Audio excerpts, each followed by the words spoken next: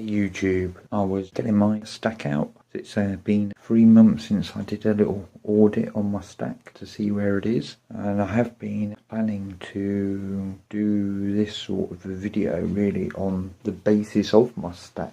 Basically, we have the main stuff here, my core, which I'll go into at some depth a bit later. Basically, this is all my stuff that I'm not selling, got no intention to sell at the moment. Some of it is coins I've bought 2015, 2016 and 2017s, like the kookaburras. I have a few of these, so I did a bit of inventory on how many coins I actually have and stuff. So I have the 2017 kookaburras, have a whole roll of those and a couple of extra. I've got 11 2016 kook, 5 of the monkey privies, rather nice coins. Still got these in the baggies, I wasn't going to take them out. Just I was doing a little count up of what I've actually got and what I might be getting rid of in the near future maybe. But it won't be these sort of coins, because really you need to wait a few years till they mature and then maybe offload them and then buy more of the current coin. Lovely designs these. I really do like this one as well as the 2016. A roll of these. Plan to pick up some 2017 koalas at some point. But I haven't been making any big silver purchases. I have goats, monkeys, stuff like that. I have here the sort of ones to be starting to flip soon. 2012 half ounce koala once, because it's getting to say 2017 now. So coins that were maybe 4 to 5 years old. 2012 and 2013 coins possibly could have gained a nice little premium if I was actually stacking back then. So I don't have too many of these coins at the moment. So this is my actual overall plan. I haven't got any really old coins in the kookaburras. I think the oldest ones I've got now is back to 2013. I have 2012 koala and obviously dragons that I collect and stuff, which I'll be getting onto in a minute. Yeah, so the main core of my stack is this, obviously all the way here. In the figures, I still haven't worked out, well obviously I know how much the one Onza Libertad is that I got the other day. Stunning coin. People have seen, a lot of people have seen. I do have quite a lot of Mexican coins, and I may do a video on that collection. I need to actually work out the content of silver from them, from Numismista. So any of the totals that I mention don't include the Mexican coins, any American coins I have, because I haven't got around to looking at those sort of things.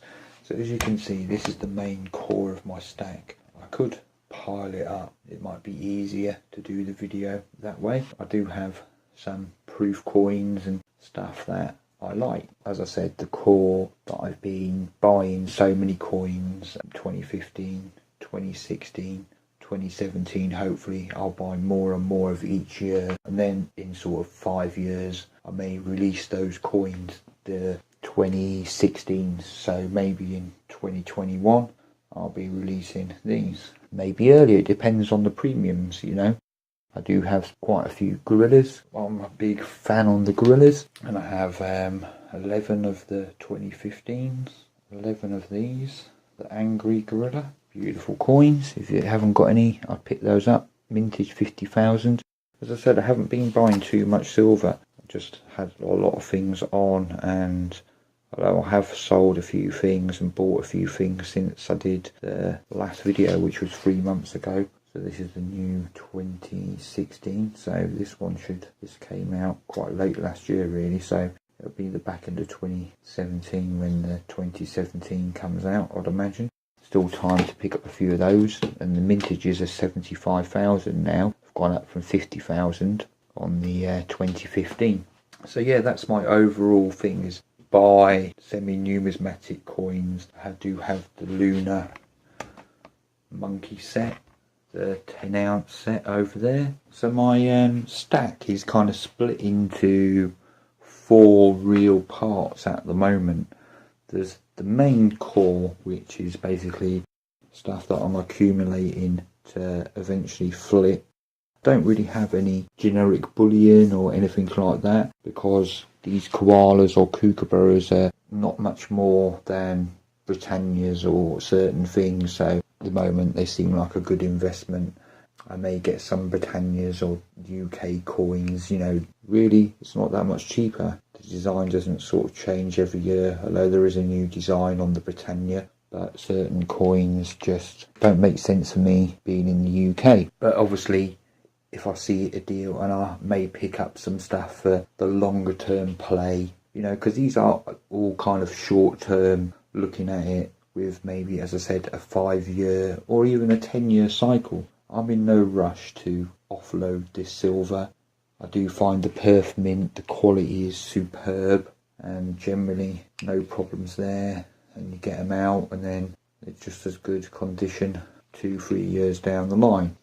Unlike some raw Canadian mint, like the Cougars bought these and they had a spots and they were kind of real cheap at the time, so I haven't really been buying any more raw Canadian mint stuff. The Cougar is nice on this coin, it's just a shame. It's one of those things.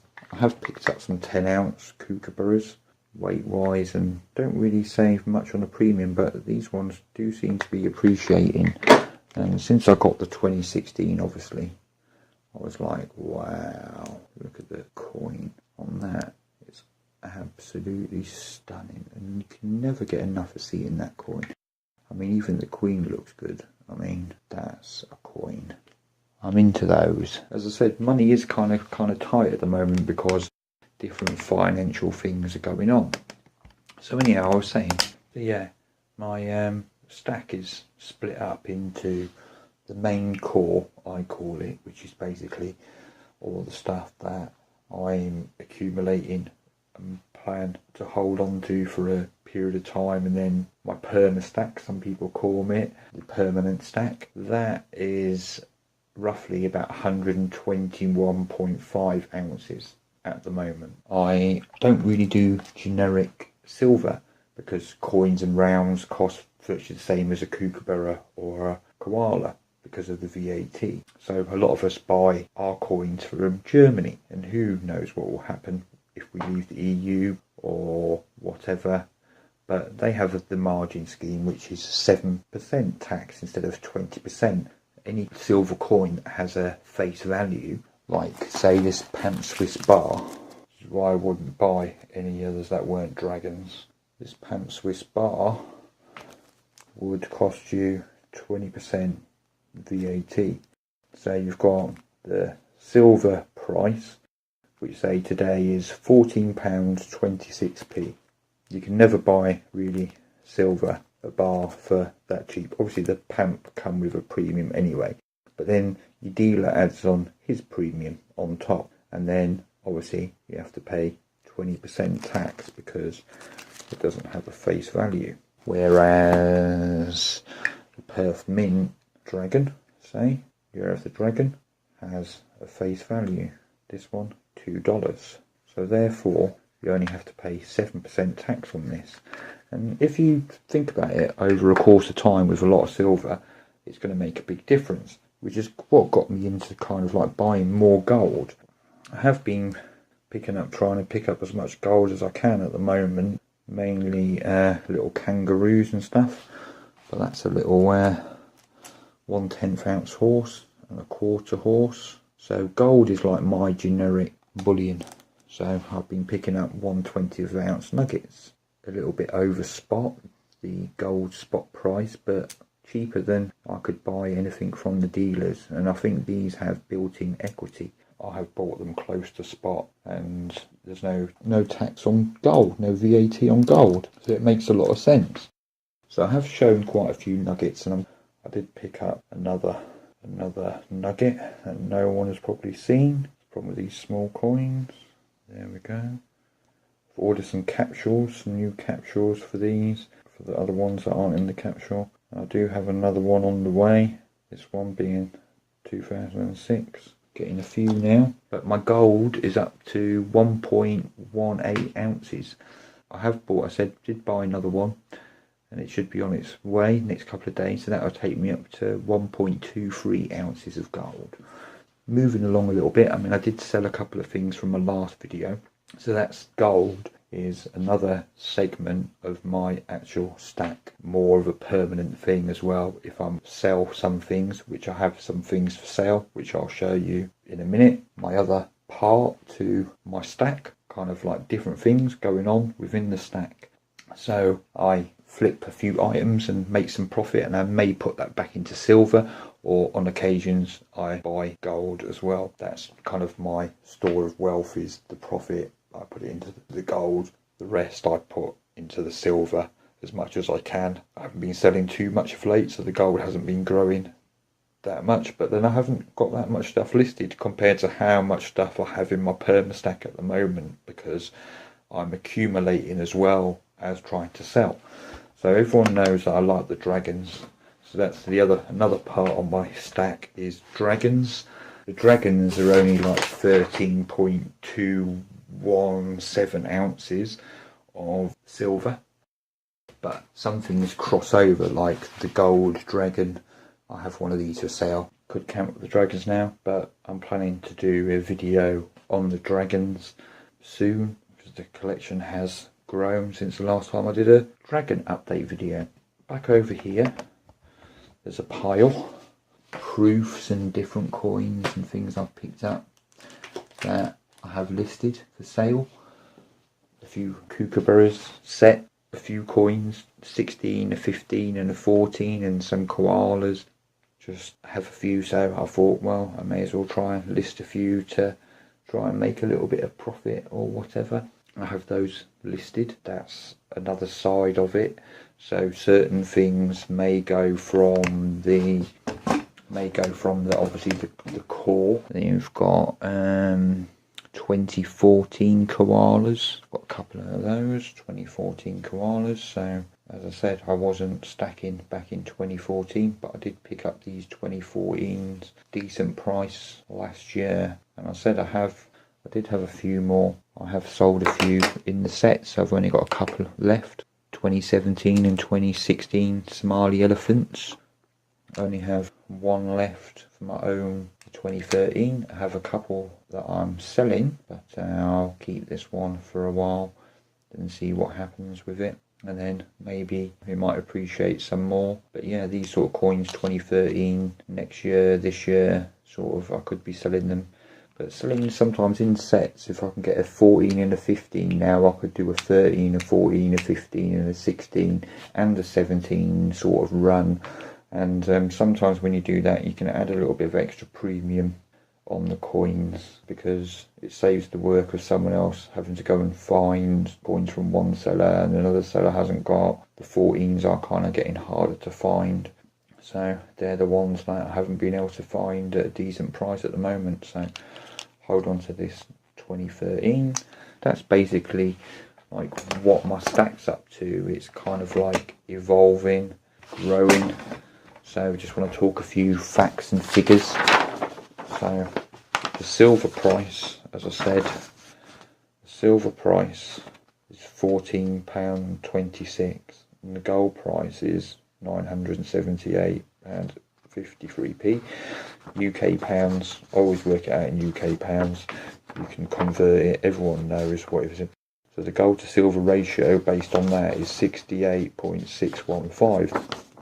So my main core, 121, what I told you. So I've got 160 ounces of silver, and obvious, like some of it is more higher premium or semi-numismatic, or a lot of proof coins that, you know, I'm flipping and stuff. So that kind of like, sometimes they take a bit longer to sell than other things at a certain price, but I don't have to sell. This is the thing. My gold is 1.18 ounces, but when the other coin comes that I've bought, it'll be 1.23 ounces. So I worked it out on that figure. 160 divided by, I should have really, with the ratio to gold, 2.34 ounces. My actual ratio at the moment is 130.5. ounces. So obviously I am silver heavy, which is a good thing. You know, the upside potential of silver is better than gold. Predictions, if you look at the depth clock, and it works out all these different things, and they say they reckon gold should be at kind of like $9,000 an ounce, but silver should be $1,000 an ounce. So obviously there's a bit of a discrepancy there in what the potential values are with all the suppression, all the different things. So, you know, silver could be set to rocket at some point, like people think, and you know, if it doesn't matter.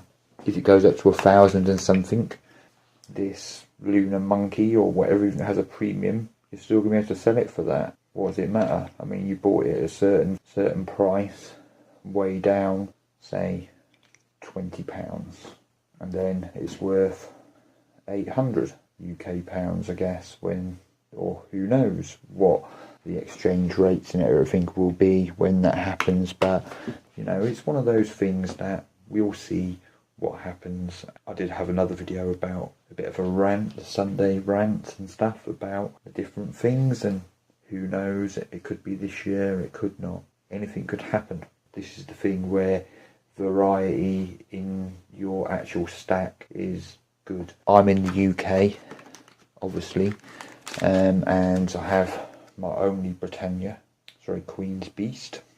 But yeah, I have a Britannia, but it has the Queen on it. Someone was talking the other day about if it was a scenario and it was in America that people may not recognise these kookaburras or koalas or whatever. They just won't recognise them, so they won't be interested. But in the UK, if it's got the Queen on it and it's got a monetary value, then they're going to be like, yeah, it's got the Queen on it, so therefore they'll take it. I tend not to think like that, really. At the end of the day, I try to buy silver at the best prices possible with a bit of equity in it. If I can pick up older coins for the same price as newer coins, then that's what I'll do. Like the 2013 kookaburras that I recently picked these up. Pretty good price compared to everything else that's going around, and did a video of these obviously as well. But that's one of the main reasons. If I could pick this up on the secondary market for the same price as someone is selling, or less than someone selling one of these for the same price, which would you pick up? This is the thing. This, obviously, this 2013 is next year will be 5 years. So therefore it has a bit of built-in equity, and these coins do seem to kind of like hit a certain level and then they don't tend to go up too much anymore, rather than the old ones. But it is a long series, and I do believe the coins are getting better and better from the Perth Mint, the designs, and that's a big factor in my selection of coins as well, that I don't want to be taking a risk with Royal Canadian Mint coins or UK coins or those sort of things, that the UK Lunar's such bad condition, really, like compared to other mints and stuff. The coins just come scratched, and they may do well, and I really do like the designs, but it's just the actual coins, you know, it's something to watch out for. If you bought a whole tube of those, and then you look at them and they're all spotted, then you're not going to be able to sell them for that premium. That these pretty much are a safe investment. Although the market is a bit saturated with the Perth Mint stuff and people selling Perth Mint stuff because, you know, the history's there, the returns are there. It's kind of like a safe investment, but also that may mean that you might have to hold on to them a bit longer to unlock that return. But still, the return is going to outweigh any Britannia. The Queen's Beast is a different matter. There may be a good one to get hold of. But as I said, I'm a bit limited at the moment with what I can actually buy, and I am concentrating on buying more gold and the odd bits of silver here, and have added a few more dragons. As I said, I will do a video on the dragons and different aspects of the stack if I think about it, and I'll do one about the Mexican coins and the American coins, because there's got to be probably another good few ounces there at least of silver. So thanks for watching, like, comment, subscribe, and see you all later.